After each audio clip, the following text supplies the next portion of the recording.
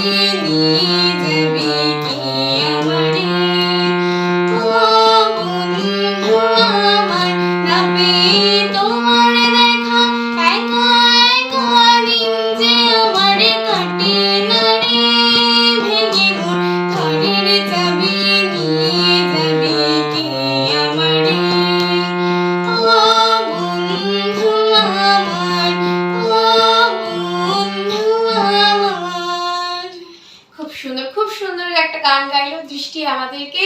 দৃষ্টিকে অনেক অনেক শুভেচ্ছা আগামী দিনের জন্য এবং অনেক অনেক ধন্যবাদ আমাদের রেডিও সুন্দরবনের পক্ষ থেকে।